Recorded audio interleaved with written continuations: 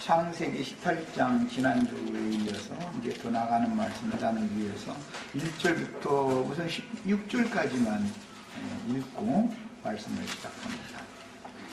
성경은 16절까지 같이 읽습니다. 여호와께서 마므레의 상수리 나무들이 있는 곳에서 아브라함에게 나타나시니라. 날이 뜨거울 때에 그가 장막문에 앉아 있다가 눈을 들어본즉 사람 셋이 맞은편에 서 있느니라.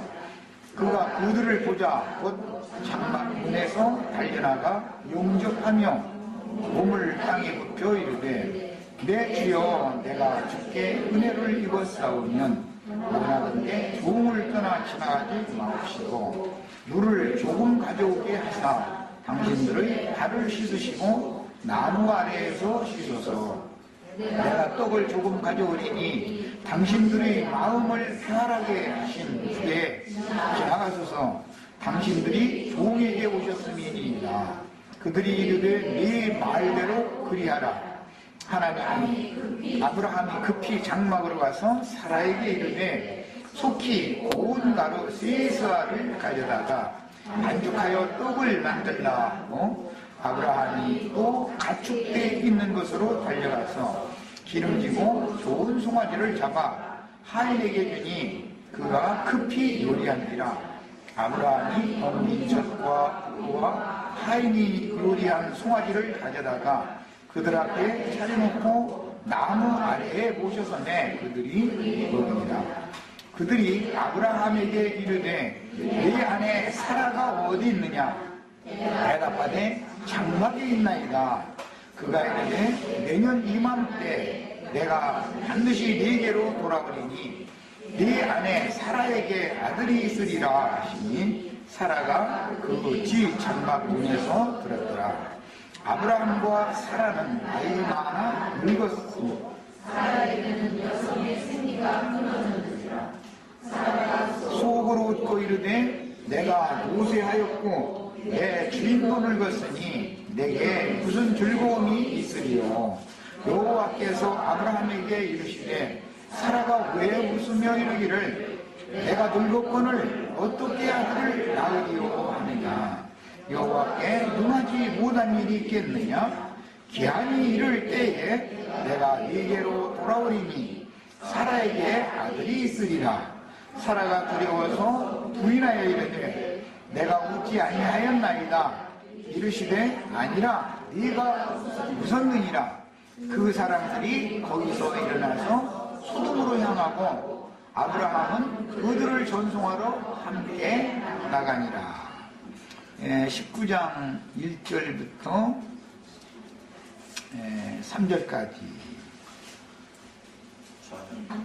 읽습니다. 저녁 때에 그 두 천사가 소돔에 이르니 마침 롯이 소돔 성문에 앉아 있다가 그들을 보고 일어나 영접하고 땅에 엎드려 절하며 이르되 내 주여 돌이켜 종의 집으로 들어와 발을 씻고 주무시고 일찍이 일어나 갈 길을 가소서. 그들이 이르되 아니라 그가 거리에서 밤을 새우리라. 롯이 간청하매 그제서야 돌이켜 그 집으로 들어오는지라. 롯이 그들을 위하여 식탁을 베풀고 무교병을 부으니 그들이 먹으니라. 자, 지난 시간에는 이제 이번 시간에 나눌 말씀이고 토를 닦는 말씀을 여러 가지로 나눴고, 오늘의 말씀의 중심은 아브라함의 거처와 롯의 거처에 대한 이제 이상을 지금부터 말씀을 좀 나누려고 해요. 지난 시간에 강조해서 말씀을 드린 것은 구약 성경은 전부 오형이고 비유이고 예표인 말씀들이었기 때문에 이 말씀은 예수님이 오셔서 당신의 약속을 이루실 것에 대한 한 예언이다. 이런 것을 중점으로 말씀을 이미 나눴습니다. 오늘 말씀에 상수리 나무들이 있는 그 마므레라는 그 당시의 그 가나안 지역의 햇사람 족장에게 얹혀 살고 있던 아브라함에게 사람 셋이 찾아왔는데 그것은 사실은 여호와께서 아브라함에게 나타난 것이다 라고 오늘 말씀 시작에 이렇게 기록이 되어 있습니다. 아브라함에게 나타나셨다. 이 말씀은 이제 신약 성경에서는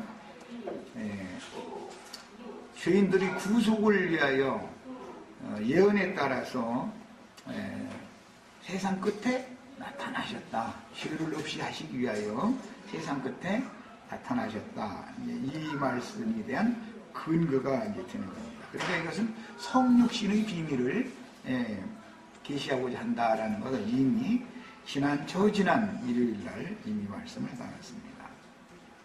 자, 그런데 오늘 이제 아브라함에게 나타나셨던 하나님은 두 천사를 대동하고 오셨고, 아브라함은 장막문에 있다가 그 세 사람의 지나가는 손님의 모양으로, 사람의 모양으로 아브라함에게 나타나신 여호와와 그 사자들을 영접한 내용이 기록이 됐고, 19장에 보면 소돔 성문에 앉아있는 롯에게 저녁 무렵에, 해가 질 무렵에 하나님이 보낸 두 천사 사자들이 롯에게 와가지고 롯이 이제 그 하나님이 보낸 사자들을 봤을 때 롯은 자기 집으로 이렇게 영접을 하는 내용이 기록이 되었어요. 창세기 18장에 아브라함은 그 나무 아래에 모셔섰다 그랬고, 롯은 자기 집으로 모셔드렸어요. 똑같이 영접을 하는데 이런 문제를 참고를 해야 되겠어요. 아브라함과 사라의 거처, 그 다음에 장막문은 인간 세상에 있는 하나님의 집인 베델, 구약성경으로는 베델이라는 건 하나님의 집이에요. 하나님의 집은 신약에서는 교회, 곧 하나님의 집이다 이렇게 설명을 했으니까 교회, 아브라함과 사라의 장막집은 교회에 대한 모형이요 상징이다. 그 다음에 롯이 앉아있었던 소돔성은 세속화되어진 타락한 세속교계를 상징하는 말이다 라는 것을 이제 기본적으로 깨닫고 계셔야 됩니다.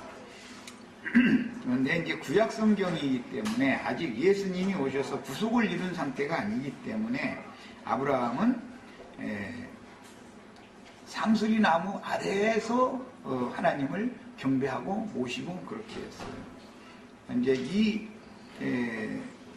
말씀의 근거에 따라서 구약 이스라엘 백성들이 구속받은 하나님의 백성들이지만 높은 산과 작은 산, 푸른 나무 아래, 상수리 나무 아래 가서 허리를 굽혀서 우상의 제물을 먹고 행음을 하는 신앙이 타락되는 문제와 이게 연관이 되는 겁니다. 그러니까 구약 성경의 아브라함의 전기는 구속이 완전히 이루어진 상태가 아니기 때문에, 아브라함은 지금 구속이 완전히 이루어졌다면 하나님께서 기업으로 주겠다고 하신 그 기업이 되시는 그리스도가 아브라함의 거처가 되어야 되는 것이고 아브라함의 집이 되어져야 되지만, 아직은 주님께서 예언을 이룬 상태가 아니기 때문에 마므레라고 하는 가나안 땅의 족장의 기업에 지금 얹혀서 살고 있는 이런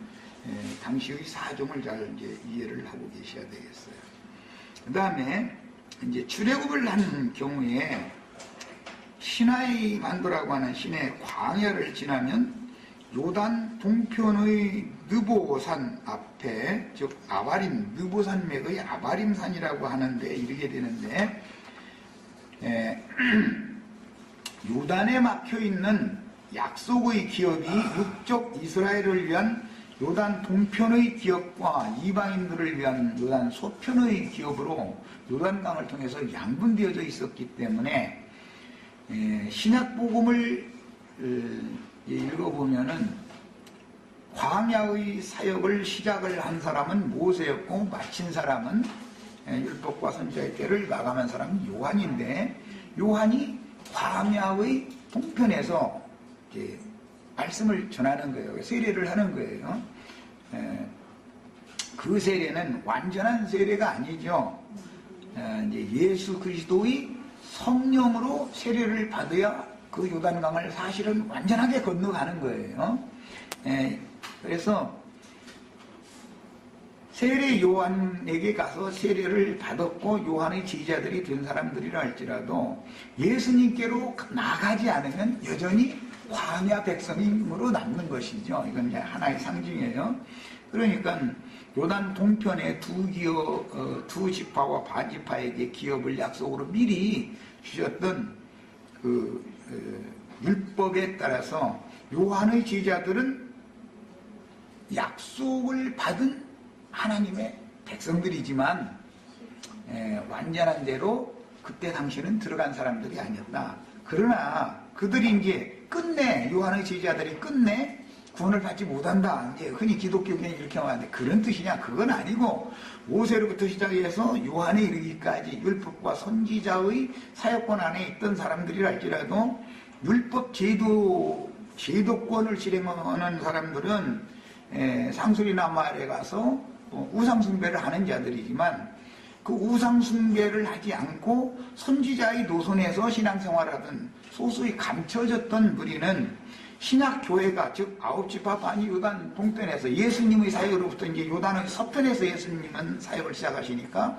요단 서편에서 시작하신 예수님의 사역에 의해서 천국이 계시가 되기 때문에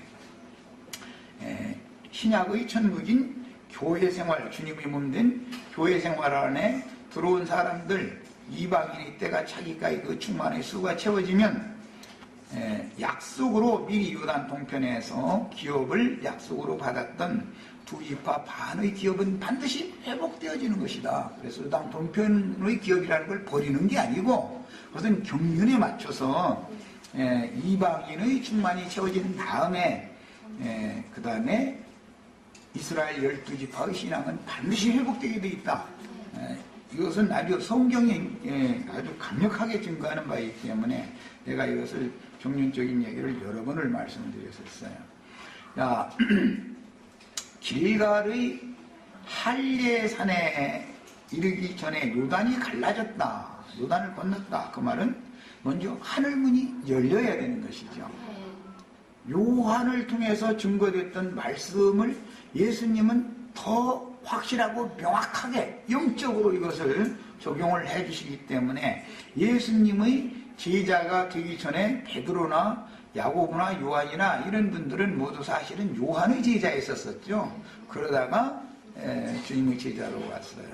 자, 이들은 결국 알고 보면 유대인의 신분이고 두 지파 반에게 약속한 기업을 받아야 될 사람들을 대표한다. 그러니까 그들은 모두 유대인들, 이스라엘 12지파를 위한 사도들이다 이거예요. 뒤에 이제 안디옥 교회에서 성령께서 파송하신 사도들 바나바나 바울이나 그 다음에 디모데나 디도나 이런 사도들은 이것은 신약 이방인의 때를 위해서 이방인들을 위해서 성령이 또 파송하신 사도들이기 때문에 이것을 구분을 정확하게 해야 되겠어요. 야, 전체적인 이제 맥락에서 볼 때 요단을 건너서 길갈의 할례산에 이르기 위해서는 모세가 아론이 죽어야 되는 거예요. 그 다음에 모세와 아론이 죽지 않으면, 즉 요한이 죽지 않으면 예수님이 사역이 시작이 될 수가 없는 것이죠. 모세가 죽지 않으면 여호수아의 사역이 시작될 수가 없는 거예요. 야, 그러니까 요단이 갈라져서 요단을 건넌 이후의 사역은 여호수아와 갈렙으로 이제 사역이 이어지게 되기 때문에 이것은 신약경륜의 사역을 상징한다. 그런데 갈렙이라는 사람은 유다 지파 사람이기 때문에 당연히 유대인들을 위한 사도들을 대표하는 사람이다. 자, 그 다음에 길갈의 할례산에 이르러서 성소의 둘째 휘장이 찢어지는 체험을 하고 이것은 실제로는 십자가에서 예수님이 죽임을 당하시고 장사되었다가 부활되어져야만 성소 휘장이 찢어지는 것이죠.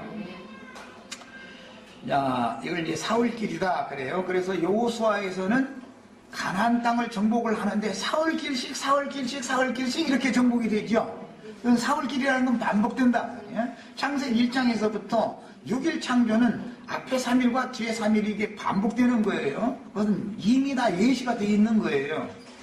자, 그 다음에 둘째 휘장이 찢어지는 체험을 했다라는 것은 할례를 받았다 그 말인데, 영적 할례를 받았다 그 말인데, 이것은 성령께서 마음에 행하는 영적인 할례를 받은 것을 말한다.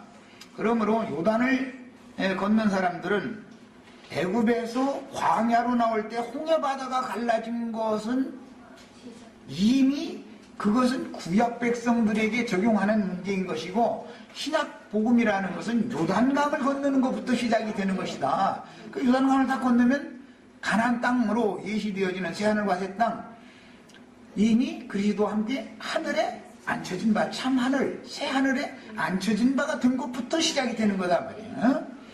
자, 그래서 둘째 휘장이 찢어지는 체험은 할례산에서 받는 거기 때문에, 산이라고 하는 것은 이것은 교회의 모임을 상징하는 건데, 구약 백성들은 할례를 20세 이상 된 남자들만 받기 때문에 계수를 할 때 어린아이와 여자들은 천국 백성으로 계수가 되지 않습니다. 그래서 여자들은 할례를 받지 않는 걸로 돼 있으나, 사실은 이게 창세기 18장, 20장, 21장 사이에 가면은 거기 보면 사라와 그 아비멜렉의 그 나라에 있는 모든 사람들의, 여자들의 태가 치료, 고침을 받는 내용으로 이제 이 말씀이 나가요. 17장에서는 남자가 할례 받는 얘기만 해놨죠. 여자가 할례 받는 얘기는 율법이니까 손으로 행해야 되니까 여자는 할례를 행할 데가 없죠. 그러나 사실은 암시로 이미 태가 고침을 받는 것으로 상징해놨다 이 말이에요. 여자들의 태가 고침을 받는다 그 말은 믿는 사람들의 영혼이 깨끗하게 씻김을 받고 정결하게 된다 그 말이에요. 믿음으로 말미암아. 그래서 구약 성경에는 신이나 신랑이 상한 자는 여호와의 궤에 들어올 수 없다, 이게 율법인데, 거기 신이라는 표현은 이게 이제 콩팥신자를 써요. 그러나 그 의미상으로는 뭐 이제 다 아실 거예요. 뭐 신을 배웠거나 신랑이 상한 사람들은 여호와의 총리에 들어올 수 없다, 이런 말은 하나님의 말씀을 받지 못한 사람들, 하나님의 말씀이 믿어지지 않은 사람들을 상징하느라고 표현을 그렇게 한 거예요. 그게 구약 성경에서 신이나 신랑이라는 말은 남성의 성기관을 말하는 거예요, 실제적으로는. 그 다음에 태라는 말이 나오면 이것은 여성의 성기관을 의미하는 말로서, 남성도 신이나 신랑이 고침을 받아야 되고 여성도 태가 고침을 받아야 되는 거예요. 야, 그렇게 되면 참 남편에 의해서, 광야의 남편은 참 남편이 아니죠. 얘는 그 옛 남편에 대하여 죽으면 참 남편이 내 남편이 될 수가 있고, 참 남편이 오셔서 장가를 들러 오실 때 그 참 남편에게 시집을 가도 음부라고 부르지 않죠. 그럼 음부가 되지 않는 거예요. 간음을 하는 게 아니니까. 그런데 남편이 죽지 않은 상태에서 재혼을 하면 그건 간음을 하는 것이죠. 이제 성경에서 이 문제를 엄격하게 다루기 때문에 종실 부인이냐 첩실이냐, 또는 첩실이라는 건 간음관계예요. 후처냐, 이것을 아주 엄격하게 성경에서는 구분을 하고 있어요. 그 다음에 우리는, 이방인들은 후처의 신분이 된 것이죠. 원래 첫 아내는 이스라엘 12지파단 말이야. 혈통적인 이스라엘인들은 하나님의 아내잖아요. 그러나 이방인들은 하나님의 아내로서의 자격이 원래가 없었어요. 약속이나 분깃이나 아무 관여할 바가 없었어요. 그러나 예수님이 오셔서 구약의 모든 예언들을 이루기 위하여 두 번의 구속 이야기가 나오는데 창세기 38장에는 유다의 며느리를 통해서 구속을 하는 얘기가 나오고, 룻기에 가면 이방 여자 저주받아서 영원히 하나님의 총리에 들어올 수 없도록 율법에 정해졌지만 그 룻이라고 하는 모함 여자가를 통해서 구속받는 얘기가 나와요. 그래서 하나님은 항상 두 백성을 자기 아내를 삼는데, 여호와 하나님은 레아를, 예수 그리스도는 라헬을 본초로 삼는다. 옛날 이제 이것은 셈족의 문화에서 기인되는 것으로서, 옛날 이제 그 족장이나 왕가에서 그 본부인 족장의 아내, 즉 왕이나 대제사장이나 선지자의 아내는 국모단 말이에요. 국모. 개념이 그런 거예요. 만약에 그 왕후가 죽으면 국상이 난 것이죠. 출산을 치르고 나면 대신의 가문 중에서도 가장 영향력이 있고 모든 국민들에게 존경을 받을 수 있는 사람의 집안에서 처녀를 다시 간택을 해가지고 왕후를 다시 드리는 거예요. 그 왕후는 나이가 어릴지라도, 첩실들이 아무리 많아도 첩실들은 나이가 많을지라도 왕후에게는 종의 신분이 되기 때문에 왕후, 그 나이 어린 왕후에게 절대로 함부로 대항하면 그 왕후가 그 내명부의 모든 일을 관여하기 때문에 그 첩실들을 치리를 할 수가 있는 것이죠. 이런 것이 셈 족속들의 문화예요. 이런 것을 잘 이해를 하고 그 다음에 이제 성경을 읽으셔야 됩니다. 그 다음에 남성기관이나 여성기관의 치료를 받는 것은, 이것은 신약의 용어로는 성령의 말씀을 믿음으로 말미암아 각 사람의 영혼이 정결함을 받는다, 이렇게 말해. 구약성경에서 이게 고침을 받는다 또는 소성된다 이런 표현을 했는데, 이것은 성령의 말씀으로 사람의 마음이, 영혼이 깨끗하게 씻김을 받아서 정결하게 되는 거예요. 그러니까 이제 여성의 태가 고침을 받았다, 그 말은 경도가 불순했던 경도가 회복되어졌다, 그 말인 거예요. 문자대로를 하다면 그런 뜻이란 말이야. 그렇지 않으면 멀경 불순인 여인은 절대로 임산을 할 수가 없는 것이죠. 그 다음에 이제 남성 같은 경우는 뭐 설정하는 이제 그런 얘기가 나고, 설정하는 남자는 부정한 남자다. 이것은 고침이 필요한 사람들이다. 다 상징들인 것을 알 수 있어요. 그 다음에 요단을 건너 할례를 받은 하늘 군대는 드디어 영적 전쟁에 투입이 되어 실전을 시작하게 되는데, 광야 기간 동안에 훈련되어졌기 때문에 실전에 투입이 되는 것이죠. 광야 기간 동안에 훈련이 되어 있지 않은 사람은, 즉 광야교회 생활을 마치지 않은 사람, 훈련소를 졸업하지 않은 사람은 전방부대에 배치될 수 없다, 이런 말과 똑같은 뜻이죠. 그래서 한리 없는 블레셋과 여부스 족속이 거하는 모리아산, 즉 하늘의 시온산을 상징하는 이제 팔레스타인 땅의 예루살렘 성을 건축한 그 7산이 시온산인데, 그 산을 빼앗으면 블레셋에게 빼앗겼던 언약궤를 모실 수 있는 성전을 재건하는 거예요. 그래가지고 안치할 때 드디어 다윗 왕국이 실현되고 하나님의 안식이 이루어지는 거예요. 하나님이 안식하셔야 하나님의 백성들도 안식할 수 있죠. 안식을 하려면, 가나안 땅이라는 건 안식의 땅인데, 안식을 하려면 일이나 전쟁이나 잡다한 어떤 것들이 없어야 된다요. 말하자면 우리나라가 지금 안식이 없는 것은, 요즘에 그냥 자꾸 사건이나 쌓고, 김정은인가 그 애는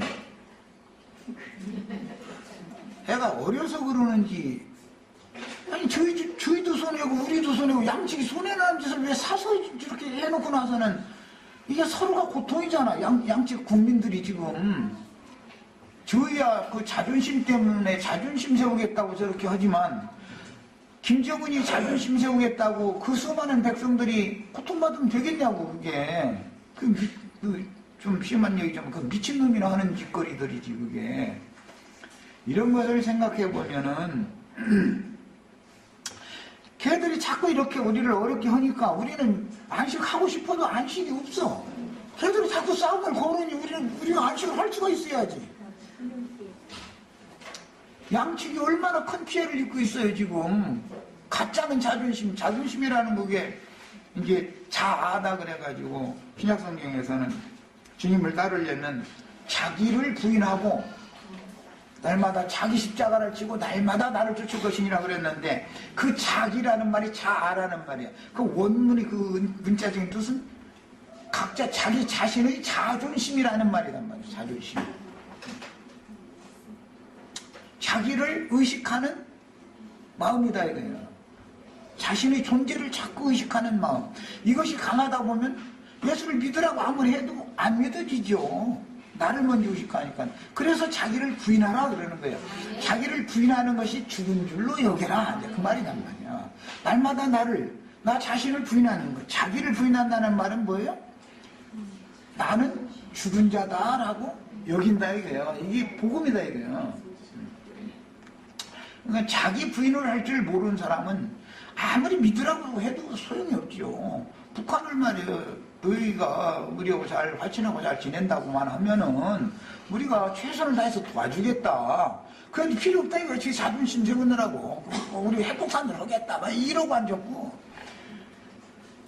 그게 뭐예요 그게. 그 자존심이라는 건데 영적으로는 자아가 죽지 않아서 그러는 거다. 이게 꼬장꼬장한 거예요.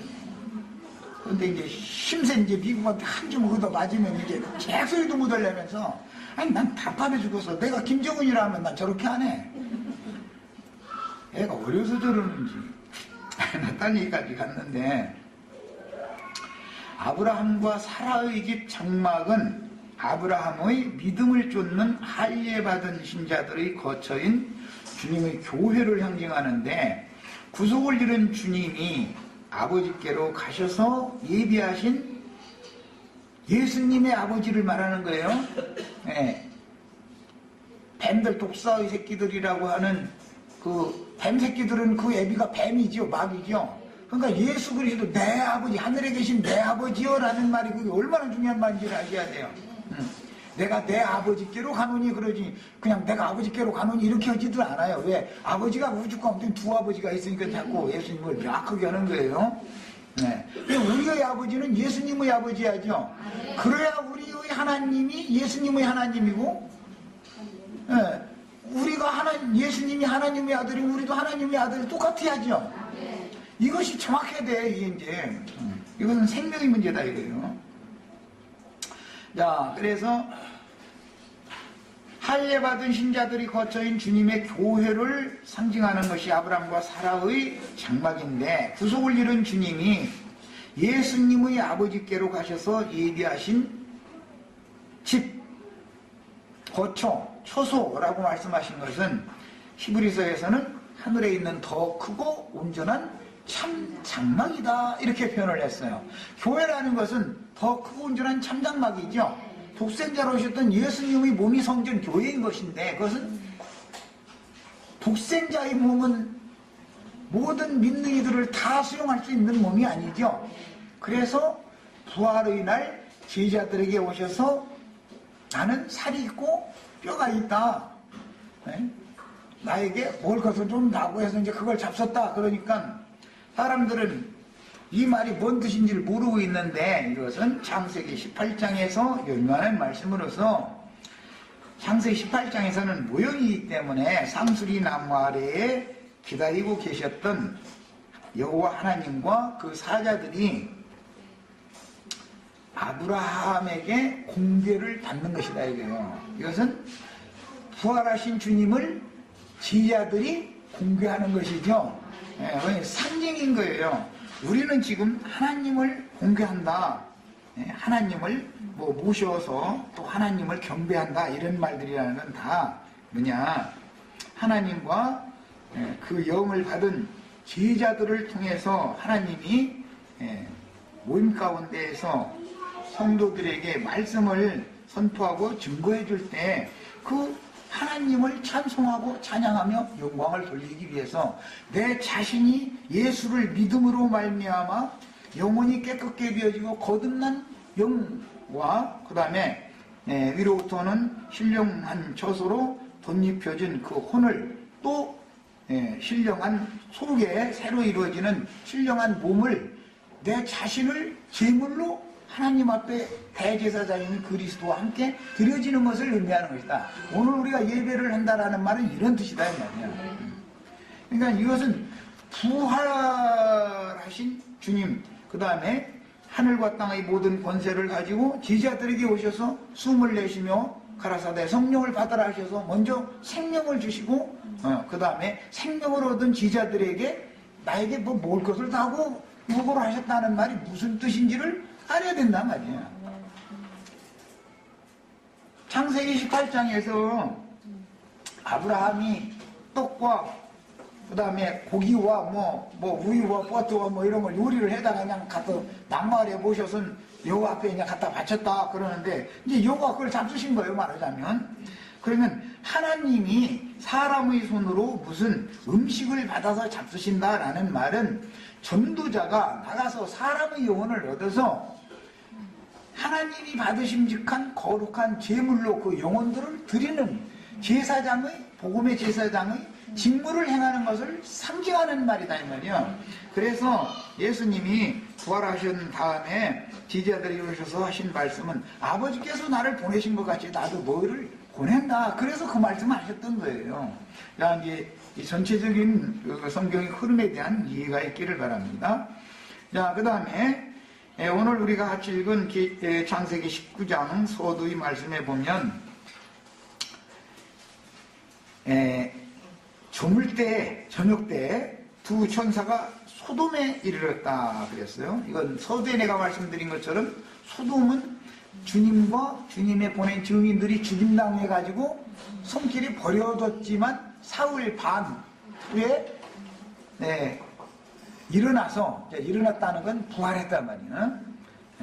이리로 올라오라 하는 하늘의 소리를 듣고 승천했다 그랬어요. 그런데 또 거기 보면 이제 또 사흘 반 만에 또 이래가지고 이런 이상한 얘기 때문에 별로 하고 싶지도 않지만 뭐 사흘 동안은 강화되는 것이고 반일 동안은 쪼개지는 것이다.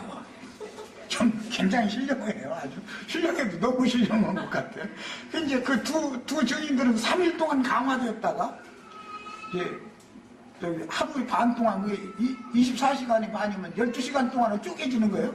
그래가지고 막 이제 승천한 거예요, 말하자면. 이게 정말 안 할 소리지만은 이런 식으로 자꾸 이게 성경 의도를 자꾸 왜곡시키고 이런 사람들이 많이 나타나는 거는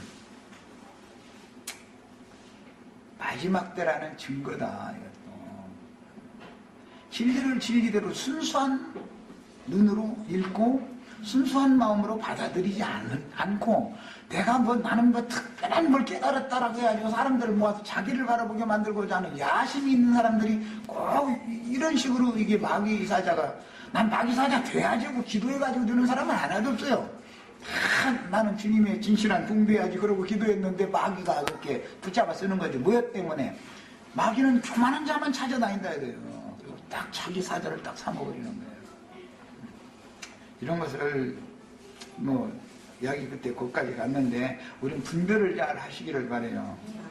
그 다음에 아브라함은 우종의 장막문에서 세 사람을 영접하였고 지난 일요일날 말씀드린 것처럼 한 분은 말씀이신 하나님이 육신을 입고 나타나신 상태였고 하나님은 반드시 수종 좌우의 그룹들, 수종 천사장들을 대동하고 천천만만의 천사들과 주님은 함께 운행하시는 것이다. 기본적인 이런 인식을 하셔야 돼요.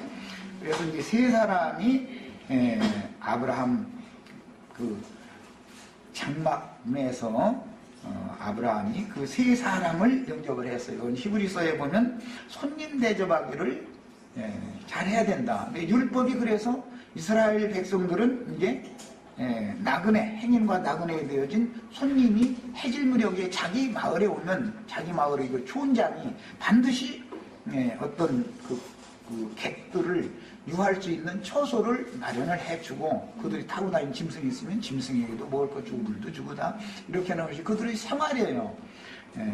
이제 그 나그네를 영접하는 규례라고 하는 것을 뒤에 이제 율법에 보면 왜 그렇게 해야 되느냐, 너희도 애굽에 있을 동안은 행인과 나그네였었기 때문에 너희 다 경험했잖냐. 그러니까 그 나그네들을 잘 영접을 해야 된다, 이게 율법인데, 신약에서는 주님께서 파송한 증인들을 자기 집으로 영접을 해서 선지자의 이름으로 영접을 하면 선지자의 상을 받는 거예요. 그 다음에 또 무엇으로 영접을 하면 제자의 이름으로 영접을 하면 제자의 상을 받는다, 이렇게 했어요.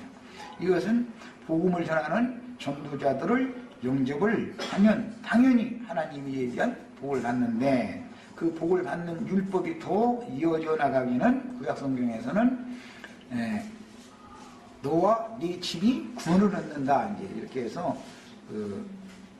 여리고 성이라고 하는 게 첫 성인데, 그 성의 그 기생이었던 라합이 두 사자들을 영접함으로 그 라합 집이 구원을 얻는 이야기가 나오죠. 그에 근거해서 신약복음은 주 예수를 믿으라, 그리하면 너와 네 집이 구원을 얻으리라, 이렇게 했어요. 그랬더니 이제 또 이걸 가지고도 참 별로 말하고 싶지도 않지만, 이제 내가 예수를 믿었으면 우리 집이 구원을 받아야 되는 거예요. 이제 문자대로 한다면 우리 집은 이제 고척동에 있는데 고척동에 있는 건물이 구원을 받을 일은 없죠. 그러면 이제 우리 집에 있는 아들, 딸들이 다 구원받아야 되는 거예요. 이제 만약에 조금 더 이제 그건 사람이 구원받는 거 아니냐라고 이제 생각을 넓힌다면은. 그런데 우리 저 자매님들, 형제님들 아들한테, 딸한테 전도하면 잘 들어요, 안 들어요? 아들한테, 딸한테 전도하기가 쉬워요? 다른 사람들한테 전도하기가 더 쉬워요? 그러니까 이것은 육신적인 얘기가 아니라는 걸 알 수 있죠? 네. 이제 뒤에 보면 이런 말씀은 삭개오 이야기라든지, 삭개오야 내려오라, 내가 오늘 네 집에 유하여야겠다. 그 주님을 영접을 했죠. 이제 내려와서 영접했다고 되어 있죠. 뽕나무인가 불감람 나무라고 하는 그 이제 거기 올라가 있다가 내려왔다는 거예요. 내려와서 영접을 해가지고, 그러니까 오늘 구원이 이 집에 이르렀느니라 그랬어요. 그러면 삭개오의 아들, 딸들이 구원을 받았다, 지금 그 말이 하는 게 아니죠. 삭개오는 그 지역의 사역자가 되는 것이고, 삭개오의 그 사역을 통해서 삭개오가 믿은 예수를 믿는 모든 사람들은 함께 구원을 받는, 게 그 말이에요. 지금 나도간 형제와 나도간 형제의 집이 안양교회잖아요. 말하자면 이런 말이다. 집이라는 하나님의 집 얘기하면 무조건 교회를 말하는 것이지, 어떤 물질적인 건물을 말하는 것도 아니고 어떤 형제의 그 아들, 딸을 말하는 게 아니고 전부 이런 혈육이나 육신적이나 물질적이나 이런 얘기를 성경하는 게 아니다라는 걸 기본적으로 아셔야 되겠어요. 뒤에 먼저 사도행전에 보면은 이거 미리 다 이제 대충만 소개를 해드리자면, 가이사랴에 주둔하고 있던 로마 군대의 백부장이었던 고넬료가 사람 셋을 사자로 요바에 머물고 있던 베드로에게 사람 셋을 보냈죠. 자기 사자를 보내가지고 자기 집으로 초청을 했죠. 그 집에 모여서 하나님 말씀 듣기를 간절히 사모하던 사람들에게 베드로 와서 말씀을 전하니까 성령이 그들에게도 임하더라는 거예요. 그래서 요한의 세례가 아니라 성령의 세례를 그들이 받고 구원을 얻은 이야기가 이제 나오고, 이어져서 나오는 말씀에 의하면 우리 여기 루디아 자매 여기 있네. 빌립보 지역에 가니까 자주장사 루디아라는 사람이 바울 사도의 증거를 듣더니 귀가 열려가지고 나를 주 믿는 자로 알거든 우리 집에 오셔서 유하시라고 자기 집으로 초대를 했다는 거예요. 그랬더니 그 집이 구원을 받은 얘기가 나와요. 그러면은 또 빌립보 어떤 감옥의 간수가 간수와 그 집이 구원받는 얘기도 또 나오고, 이렇게, 신약 성경에 보면 그 집이 구원받는 얘기가 자꾸 나와요. 이제 이런 이야기를 이해를 잘 하셔야 되겠어요. 이것이 아브라함과 사라의 장막집이 구원을 받는 것이다, 이거예요.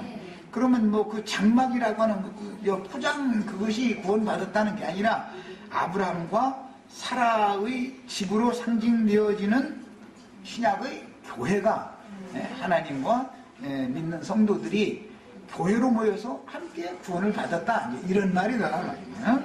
자, 이제 대충만 이제 소개를 했습니다. 아브라함은 오정의 장막문에서 3사람을 영접하였고 롯은 저물 때 소돔 성문에서 2사람을 영접하였는데, 아브라함은 상수리 나무 아래에서 손님들을 모셨으나 상수리 나무 아래에 계신데 저 집 안에 있는 장막 안에 있는 사라가 빈 것이 없는 것도 다 알고 계셔.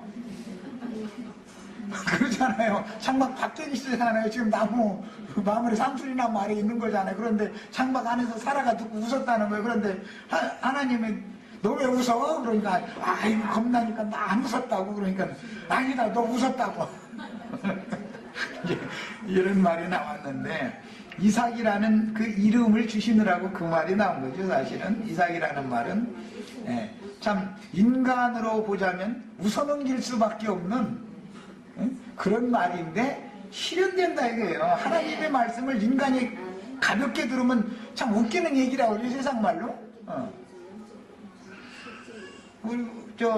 한 반년 동안 내가 하는 말들을 신중히 안 듣고 그냥 다 웃기는 얘기를 듣다 보니까 이런저런 소란한 얘기를 읽고 있었는데, 그렇게 들어도 하나님은 다 알고 앉아서 쟤들 웃고 앉았네 이러고, 내 말을 말하자면 하나님의 말씀을 무시했다 이 말이잖아. 왜? 자기는 육신적으로 볼 때 병수가 끊어진 지도 오래된다고, 자기 남편은 한 번도 뭐 자기 곁에 오지도 않고 그냥 이러고 뭐 가끔 간다고 해봐도 하갈 아래 집이라고 그러나 뭐라 사랑 아니지, 하갈을 사랑채다 살게는 안 했겠죠. 아무래도 아랫집 어쨌든 아랫집으로는 가끔 가는데 자기 안방으로 한 번도 안 와. 그러니까 뭐 나한테 무슨 즐거움이 있겠냐 이러고 소망이 없다 생각했는데, 하나님은 명령 임한때 내가 다시 온다. 그때 너 살아, 네에게 아들이 있다 그랬어요. 그러니까 아들이 오는 것은 약속하신 여호와의 말씀이신 하나님이 오는 것이죠. 예수님이 오는 것은 하나님이 오시는 것이죠. 이 말이요. 아들의 이름으로 성령을 보내셔서 성령께서 파송한 증인들이 나가서 말씀을 전하면 지금 하나님이 오시는 거죠. 어느 분 형제 자매님들이 하나님 오시고 계셔요? 이렇게 말하면 완전 이제 이단 나온 거예요. 하나님은 말씀이에요. 하나님 무슨 짓을 인간에게 와서 어둠에 잡혀있는 우준한 인간들을 지혜를 주시고 지식을 주셔가지고 밝게 해가지고 빛의 세계로 사람들을 빛으로 운입해서 빛의 세계로 인도해 가시겠냐 이 말이야. 이런 걸 잘 생각해 보시길 바라요. 자, 시간이 됐으니 잠시 쉬었다가 이어서 하겠습니다.